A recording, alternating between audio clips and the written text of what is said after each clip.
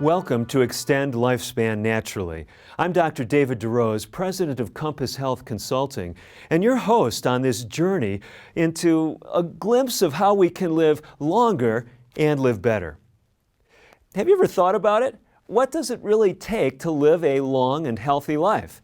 Well, I'd like to suggest to you it involves at least two basic strategies. The first one is avoiding the major disease processes that we face. And the second involves not just avoiding disease, but optimizing health. Let's look at that first area initially. What are the major diseases that can rob us of longevity? Well, if you look throughout most of the world, you'll find that there are two diseases that stand at the top of many lists. Things like coronary artery disease, the cause of heart attacks, and cancer. Those are typically the two leading causes of death in many cultures throughout the world. Also up there are things like stroke, chronic lung disease, infectious diseases, high blood pressure and diabetes as contributing factors to some of those conditions. One of the questions always is, well, how do I know which one of those disease processes I should be most concerned about? Is it heart disease, cancer? Is it stroke? Do I need to look at my family history and then try to decide a natural approach to prevent that most likely killer, at least in my case, from coming and knocking on my door? Actually, the good news is quite revolutionary. Basically, it's the same lifestyle approach, the same natural approach that can help us avoid most of the leading killers. We've made it easy in this presentation to remember 9 essential elements in that disease-preventing lifestyle. We call it simply LifeStart. That's right, LifeStart. You say, well, what does that mean? Well, of course, the phrase is trying to encourage you to look at starting your life anew based on the information that we're reviewing in this presentation. And I say reviewing because much of this information has been out for many years. It's likely not to be something totally unfamiliar to you. But we've also called it LifeStart because LifeStart is a mnemonic. It's an acronym where each letter in that phrase refers to a specific health-enhancing strategy. 9 of them all told, LifeStart. Let's look at it in some detail. But before we go there, let me just highlight one other thing. We said we're going to be looking at 2 strategies. One strategy is preventing the leading killers from visiting us, but the other is enhancing the quality of our life. We'll find that the LifeStart elements help us in both of those domains. So just what are they? Well, the L stands for liquids. That's right, our choice of beverages in particular has a profound bearing on our likelihood of living longer and living better. We'll look at that in some detail in today's presentation. The I stands for interpersonal relations or interpersonal relationships.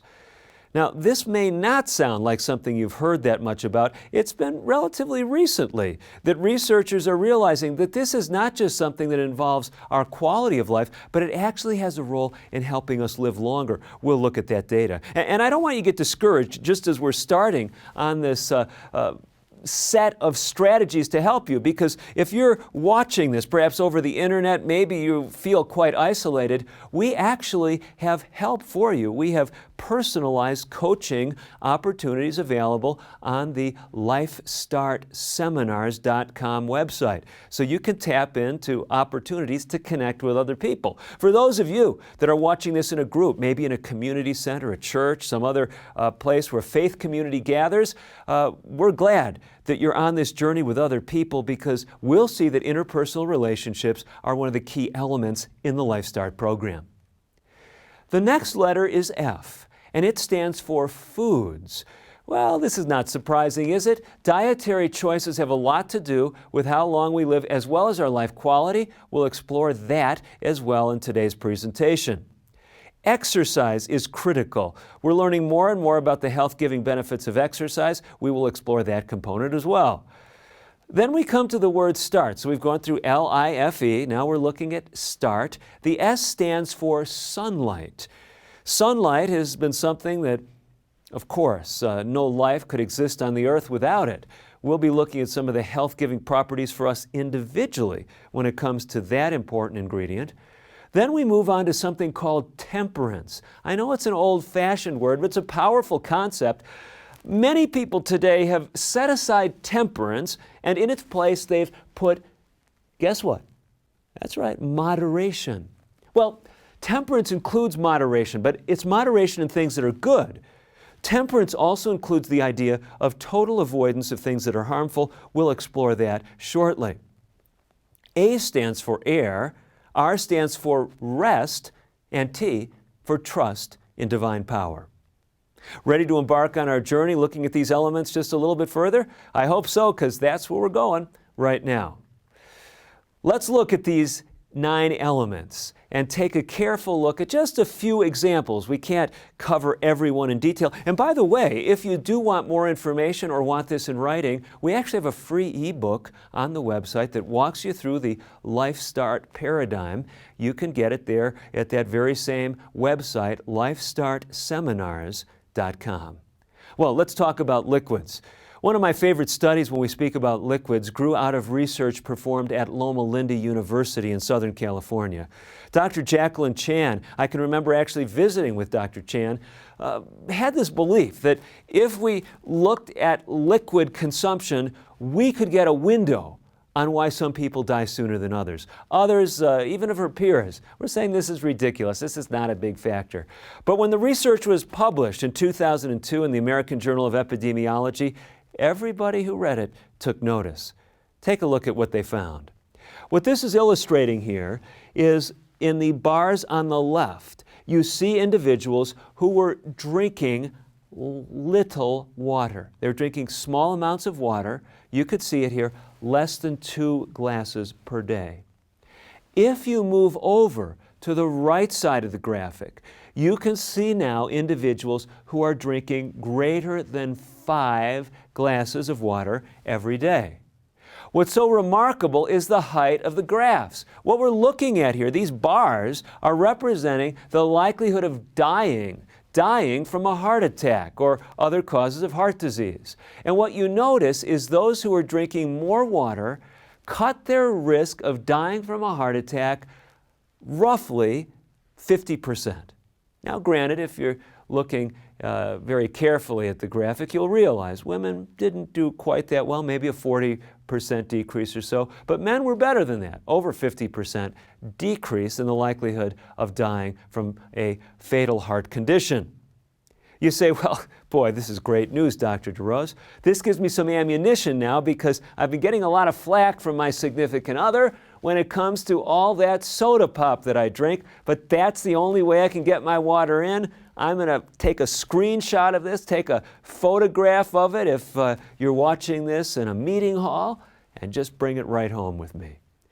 Well, before you use this as ammunition for your soda consumption preferences, you've got to see that there was another graphic in that study. Let's take a look at it. Now we're looking at individuals who drank less than 2 glasses of other beverages. That's the leftmost bars. But you'll notice then, the rightmost bars are those who were drinking more of other beverages beside water. Do you see the problem? Other beverages were associated not with protection from heart disease, but rather an increase in the risk of fatal heart disease. That's right. Drink more of other fluids, other liquids, and your risk is increased. Now, some of you no doubt are saying, well, surely this couldn't be every other fluid beside water. Well, unfortunately, when you do research, sometimes you have small enough numbers that in order to have what we call statistical power, you have to clump some things together. So all Dr. Chan's team could do was group together all the other beverages that were being used. And presumably, this represents the beverages that are commonly consumed in our culture, because it was a study done in America. So the point here is simple. Although we may not be able to parse out whether every single beverage beside water is less than optimal, we can clearly say this from the research. Water drinking is health enhancing. And one example we've just seen, it can help you decrease your risk of dying from a heart attack. But we need to move on because there's other powerful things that can help decrease our likelihood of dying from killer diseases and also increase the quality of our life. Let's move on to talk about interpersonal relationships. Now there's no question that these aspects of life increase the quality of our life. Well, at least if those relationships are supportive. I'm sure you could think of some people that you'd rather not be around, and those people definitely are not enhancing the quality of your life when they show up. But the point is simply this: we are made as social beings, and regardless of whether you thrive on lots of social contact or perhaps a little bit more limited social contact, the point is most all of us do better when we are connected with other people. Indeed, that's what the research shows. But it's not just for quality of life. Look at this amazing study that was done some years ago, published in the cancer research literature. Before we actually look at the graphic, let me just give you the background. The background is one of the most prestigious epidemiologic studies in the world. It's what we call a longitudinal cohort study. That means you have a group of people and you're following them through time. In this case, the people that are being followed are nurses. It's a study known as the Nurses' Health Study being conducted by Harvard University. In this particular paper, the researchers actually identified a 10-year period between 1992 and 2002. What they then found is that in this group of over 100,000 women, nearly 3,000 of those nurses were diagnosed with breast cancer during that decade. This was breast cancer regardless of the stage. So we had early stage breast cancer, stage 1, all the way through stage 4 breast cancer. What the researchers did, though, was very interesting. They looked at survival in relationship to social connectedness. What did they find? Look at the data with me. If you look at the bottom bars in this graphic, you'll see represented in the light blue the breast cancer mortality among those who were socially integrated. You notice it's relatively low compared to the dark blue bar above it, which represents those who were socially isolated. Those who did not have lots of social connections, they had over double the risk of dying from breast cancer over the period of this study. But that was not anywhere near as remarkable as the upper bars, at least in the eyes of this physician. Because if you look at those upper bars, now we're not just looking at dying from breast cancer, we're looking at what is called all-cause mortality, likelihood of dying from any cause. And you see here, those women who were socially integrated had the lowest rates of death, whereas those who were socially isolated had 66% greater likelihood of dying from any cause. Social connectedness, interpersonal relationships, they are powerful as far as helping you live longer and live better. Let's move on now to the F in our LifeStart paradigm. The F stands for foods. Let me just give you one example on this topic. If you've explored our website, you know that we've got lots of health resources. Many are free resources, others there's some fee for. One of the products that's there is my Reversing Hypertension Naturally DVD series, 3 hours of DVDs that walk people through natural principles to control high blood pressure. Well, in that series, I learned a powerful thing about foods and how it impacts high blood pressure, which many of you realize is a risk factor for dying prematurely from things like stroke and heart attack, as well, by the way, as kidney failure. Hypertension has an interesting relationship with diet. Let me just share with you one salient insight. And this was one that was new to me when I was doing the research for the series. I learned that in plant products, in a variety of plants, whether they're oats or peas, legumes, a variety of plants, there are something called ACE inhibitory compounds. Now, for some of you that may not mean much, so let me just give you a little bit of background. I'm going to use some big words, but I'll walk you through it. There's a hormonal system in our body called the renin-angiotensin-aldosterone system. That system integrates the brain, the kidneys, various hormonal mechanisms that actually control blood pressure. If that system is out of whack, it will raise your blood pressure. One of the ways to tone that system down is by using ACE inhibitors. Some of the most popular blood pressure medications that have been around for many decades are the ACE inhibitors. It's actually a class of drugs that you can take in prescription form. Other drug classes, not just single agents, feed into the same system. So here's the point that I'm trying to make about diet. If you eat more plant products, more fruits, more grains, more vegetables, more seeds, you will be eating more ACE inhibitory compounds. And it requires no prescription from a doctor to take these. They're in regimented amounts in these natural plant foods. And research study after research study shows the same thing. Eat more plant foods, blood pressure comes down. Now don't get worried if your blood pressure runs on the low side like mine does. I eat lots of plant products and I'm not laying on the floor in shock, okay? It's not going to cause you to become what we call hypotensive. I've never seen that. But eat more of these plant foods. You'll find these are the same foods that lower your risk of cancer and heart disease by other mechanisms. They help you with diabetes and they have quality of life benefits as well. Let's hasten on now to exercise. Exercise, again, has far-reaching effects when it comes to enhancing our health. Remember, we talked about optimizing health as well as preventing killer diseases. Well, exercise not only helps to decrease the risk of cancers like colon cancer, which, by the way, if you've never smoked cigarettes, colon cancer is the single most likely cancer to kill you. And I'm speaking across gender lines. So even though many women die of breast cancer and many men of prostate cancer, if you combine the genders and you take cigarette smoking out of the equation, colon cancer is the leading killer. In part, colon cancer deaths are related to lack of exercise. Now, I know. One of you is thinking about that friend of yours that, ran marathons or played tennis every day and still had colon cancer. I'm not telling you exercise is a panacea, but we know it does decrease risk.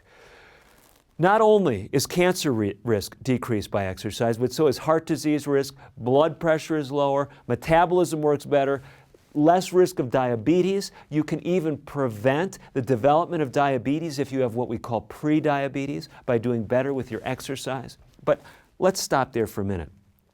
I told you that the same factors that help us live longer help us to live better. Did you know that exercise is one of the best things you can do for your mental health? That's right. If you have a tendency to depression, exercise tends to boost your mood. On the other hand, if you tend to be anxious, exercise helps to calm you down. Isn't that fascinating? Exercise has this mood and mental balancing effect. I recommend exercise to my patients regularly for both disease prevention and for life enhancement. While we're on that subject, exercise does something else that's remarkable. It actually improves blood fluidity.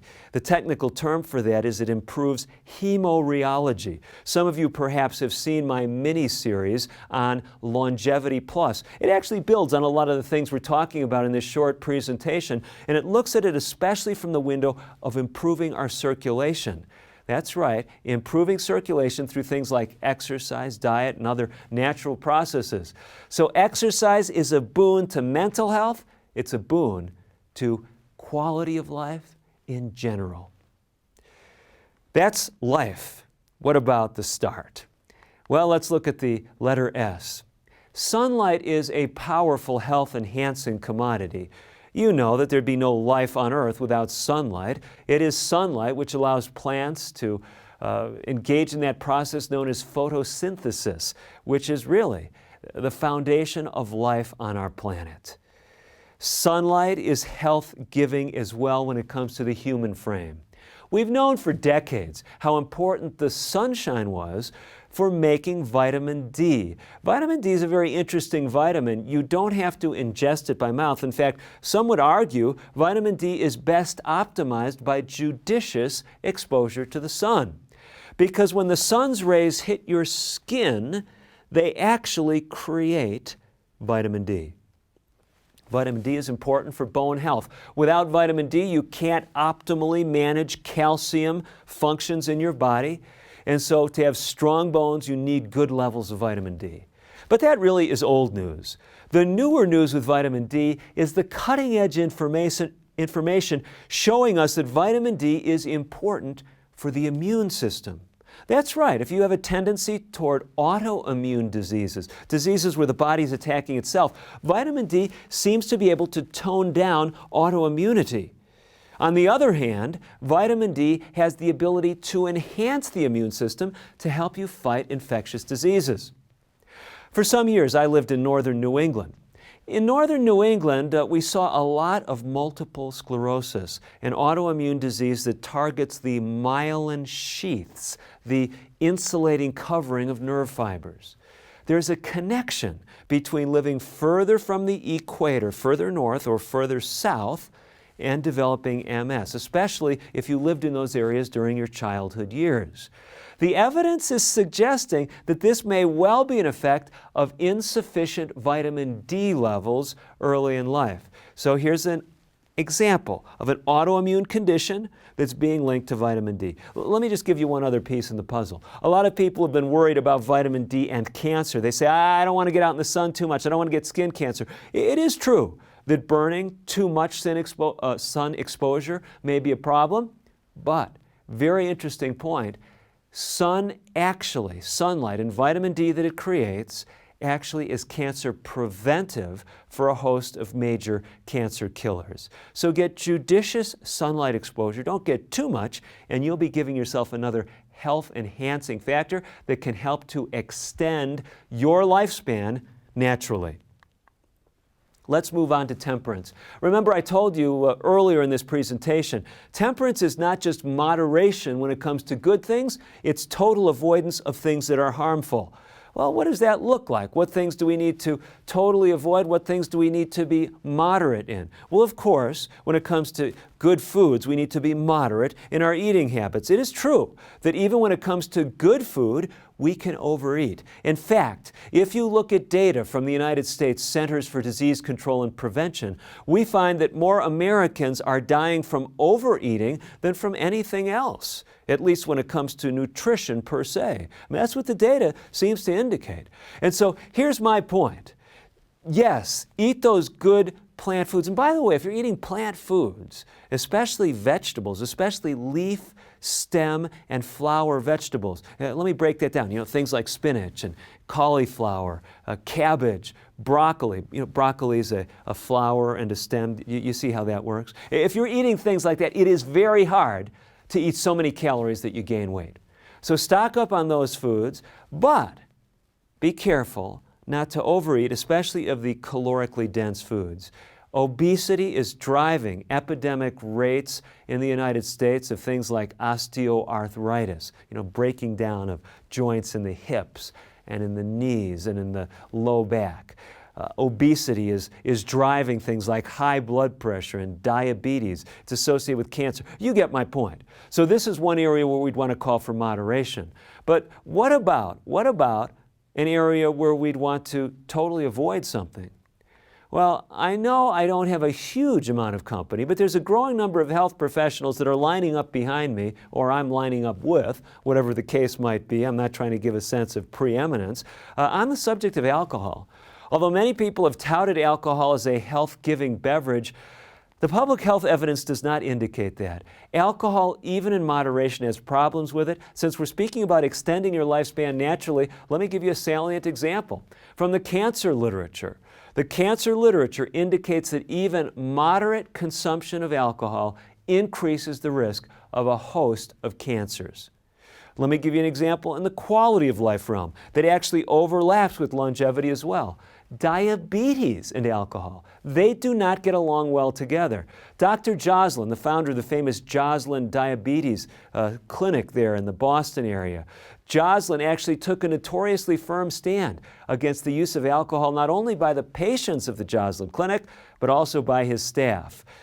Joslin was right. That's what the evidence indicates. Alcohol is a huge source of calories, nearly twice as many calories as pure sugar. It contributes to obesity, which of course contributes to our epidemic of diabetes. Drinking alcohol lowers your willpower, so if you're wanting to get on a better lifestyle, it's going to undermine that. Alcohol in and of itself can raise blood sugar, and then on top of it, if your blood sugar gets low, if you get hypoglycemic, alcohol interferes with your body's ability to address that. You want to add one more quality of life factor? I'll do it. In the absence of diabetes, alcohol itself can cause nerve damage known as neuropathy, one of the leading complications of diabetes. Well, fresh air, very important commodity. The leading pollutant in America, tobacco smoke.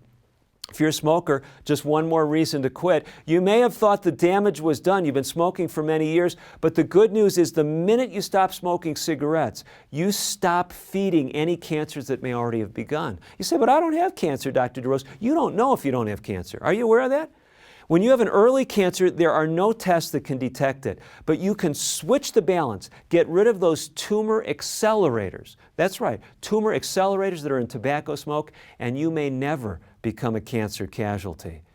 Rest. Oh, we got to talk about rest. I know some of you may feel like you want to rest after this high-speed journey through the LifeStart mnemonic, but rest is so important. It calms stress hormone levels down. It helps us to have better blood pressure, better blood sugar. It's just something that all the way around is beneficial. Make sure you're not cutting yourself short on sleep. It will also help your joints. If you're cutting yourself short on sleep, inflammatory compounds ramp up and you will tend to have more joint pain. The last element, trust in divine power, reminds us that most all of us come to some areas in our lifestyle where we need help. We need help outside of ourselves. From someone who once was an agnostic, it was a big change for me to recognize that there was a power outside of me that was willing to help me, but I really believe there is. That's why we speak about trust in divine power. If that doesn't resonate with you, we've got people with the LifeStart seminars that are willing to help you. You can access them on our website, LifeStartSeminars.com. Remember, that is your gateway for many other educational programs. Free educational programs are there for you. We've got great materials. You can learn more about living longer and better by using my mini DVD series called Longevity Plus. Bottom line is take advantage of what we've got for you. Make sure you pick up our free ebook as well. It'll walk you through that LifeStart mnemonic, give you more details, more practical insights. We're here for you. We're trying to help you in all the material that we present to help you live longer and better. That is what LifeStart is all about. For LifeStart seminars and for all of us at LifeStartSeminars.com, I'm Dr. David DeRose, wishing you great success in living longer and better.